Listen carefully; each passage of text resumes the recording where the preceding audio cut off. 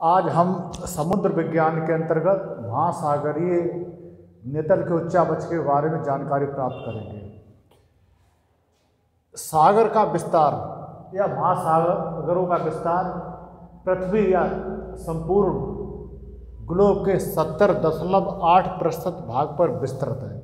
उत्तरी गोलार्ध में सागरीय जल का विस्तार 60.7% है, जबकि दक्षिणी गोलार्ध में 80.9% भाग पर सागरीय जल का विस्तार है। इसलिए कभी कभी दक्षिणी गोलार्ध को जलीय गोलार्ध भी कह दिया जाता है। और इसके बाद आता है कि जो महासागरों की औसत गहराई 3800 मीटर है और जबकि स्थलीय भागों की औसत ऊंचाई 840 मीटर है। और जो महासागरीय उच्चावच है, जो महासागरीय बेसिन, इनके उच्चावच है और इनके बारे में जानकारी प्राप्त करते हैं। सबसे पहले आता है महाद्वीपीय मग्न तट, उसके बाद आता महाद्वीपीय ढाल, उसके बाद महाद्वीपीय या महासागरीय उभार या उत्थान, उसके बाद नितल मैदान। उसके बाद सबसे पहले आता है महाद्वीपीय मग्न तट। महाद्वीपीय मग्न तट ये महाद्वीप का ही अंग है जो सागरीय जल में डूबा हुआ है और इसकी औसत गहराई 100 फैदम या 600 मीटर है। एक फैदम बराबर 6 मीटर होता है। और यह महाद्वीपीय मग्न तट संपूर्ण सागरीय भाग के 7.4% भाग पर विस्तृत है। और अटलांटिक महासागर में इसका विस्तार 13.3% है, प्रशांत महासागर 5.7% है, हिंद महासागर में 4.2% है और इसकी औसत ढाल 1 डिग्री होती है। और जहाँ पर महाद्वीपीय मग्न तट के किनारे पर्वत पाए जाते हैं, जैसे उत्तरी अमेरिका में रॉकीज पर्वत और दक्षिणी अमेरिका में एंडीज पर्वत, वहाँ पर महाद्वीपीय मग्न तट संकरे होते हैं, अर्थात उनकी चौड़ाई कम होती है।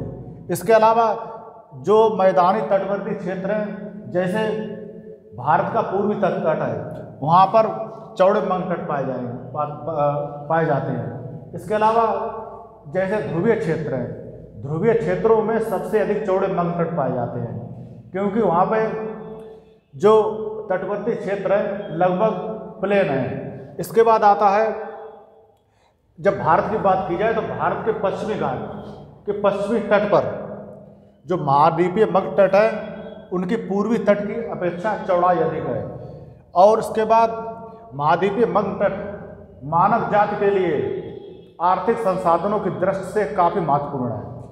जो खाद्य संसाधन अर्थात मत्स्य और अन्य खाद्य संसाधन महाद्वीपीय मग्न तट से ही प्राप्त किए जाते हैं। इसके अलावा खनिज पदार्थ जैसे पेट्रोल और गैस का उत्पादन, जो संपूर्ण विश्व का उत्पादन है उसका 20% महाद्वीपीय मग्न तटों से प्राप्त किया जाता है।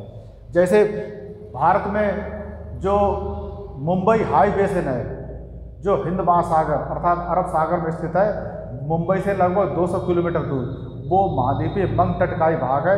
वहाँ से पेट्रोल और गैस प्राप्त की जाती है। इसके बाद आता है महाद्वीपीय मग्न तट के बाद महाद्वीपीय मग्न ढाल। महाद्वीपीय मग्न ढाल ये महाद्वीपीय मग्न तट से आगे, जब महाद्वीपीय मग्न तट से आगे का जो क्षेत्र बढ़ता है वहाँ पे तीव्र ढाल प्राप्त होती है और उस ढाल की औसत ढाल होती है वो 2 डिग्री से 5 डिग्री होती है उसकी औसत ढाल, और इसकी गहराई 200 से 2000 फैदम होती है। और यहाँ पर इसकी मुख्य विशेषता है कि इसमें अंतःसागरीय कंदराएँ या सबमरीन कैनियंस पाई जाती हैं। जैसे स्थलीय भागों में नदियों ने जो कंदराएँ बनाई हैं या कैनियंस बनाई हैं, उसी प्रकार की कंदराएँ महाद्वीपीय मग्न तट ढाल पर पाई जाती हैं। और ये कंदराएँ मग्न तट ढाल पाने के साथ साथ महाद्वीपीय मग्न तट पे भी कुछ कंदराएँ पाई गई हैं। इसके बाद यह 8.4% भाग पर विस्तृत है। संपूर्ण सागरीय भाग के 8.5% भाग पर विस्तृत है महाद्वीपीय मग्न ढाल। और ये अटलांटिक महासागर के 12.4% भाग पर विस्तृत है। और प्रशांत महासागर के 7% भाग पर विस्तृत है और हिंद महासागर के 6.5% भाग पर इसका विस्तार है। इसके बाद आता है महाद्वीपीय उत्थान। महाद्वीपीय उत्थान महाद्वीपीय मग्न ढाल के बाद अचानक ही धीरे धीरे से जो ढाल आता है उसमें थोड़ा उभार या उत्थान हो जाता है, उसे महाद्वीपीय उत्थान कहते हैं। इसका औसत ढाल 0.5 से 1 डिग्री तक होता है और इसकी औसत गहराई 2000 से 3000 मीटर होती है। इसके बाद आता है गहन सागरीय मैदान।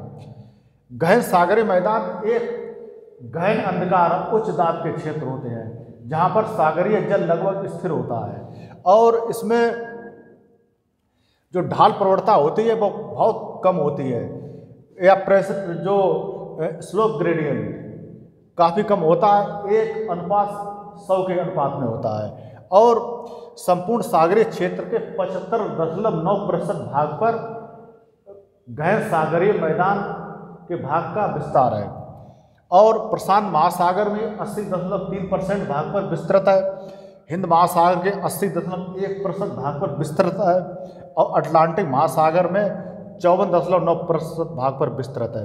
अटलांटिक महासागर के 54.9% भाग पर या कम भाग पर विस्तृत होने का कारण ये है क्योंकि अटलांटिक महासागर में जो महाद्वीपीय मग्न तट है उसका विस्तार 13.3% होता है।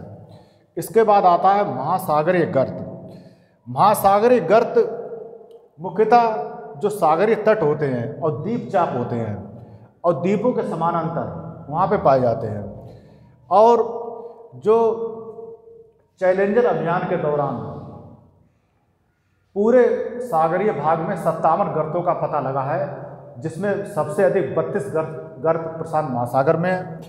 उसके बाद 19 गर्त अटलांटिक महासागर में और हिंद महासागर में 6 गर्त पाए गए हैं और सबसे गहराई वाले गर्त उत्तरी पश्चिमी प्रशांत महासागर में पाया गया है जिसे मैरियाना ट्रेंच कहते हैं और जिसकी गहराई लगभग 11,000 मीटर है।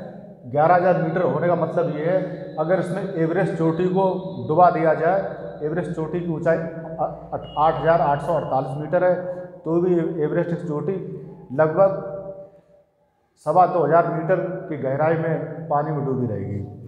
इसके बाद आता है मध्य महासागरीय कटक। मध्य महासागरीय कटकों की लंबाई लगभग 75,000 किलोमीटर है। ये अटलांटिक महासागर के साथ साथ प्रशांत महासागर और हिंद महासागर में पाए जाते हैं, लेकिन मुख्य रूप से इनका उभार प्रशांत महासागर और हिंद महासागर की अपेक्षा अटलांटिक महासागर में देखने को अधिक मिलता है।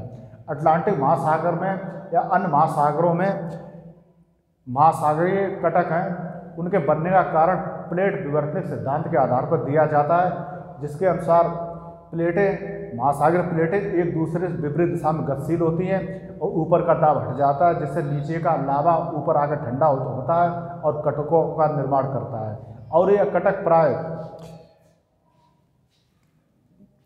पर्वत या पठार के समान होते हैं। कहीं के कटक बिल्कुल प्लेन होते हैं, ये लगता है पठार है, कहीं नुकीले पर्वत के रूप में होते हैं। तो ये तो रहा समुद्र विज्ञान के अंतर्गत महासागरों के जो उच्चावच है उनका सामान्य।